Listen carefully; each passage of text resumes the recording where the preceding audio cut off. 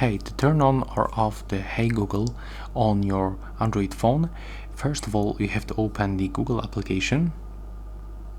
Next you have to click on the right upper corner or your account and then tap on the settings. Next you have to scroll down and go to the Google Assistant and select Hey Google and the voice match. And to power off or on the Hey Google, you just have to click on this switcher. If you want to turn it on, you have to input your voice model, so click right here, and I'm gonna delete my currently voice model that I just set up. So let me repeat, and here we have this screen. We have to type I agree and then scroll down one more time and tap another time I agree, and we'll have few phrases that we have to repeat. It will appear just right here, so let's go. As you can see, in my case the Hey Google is already ready. Yeah,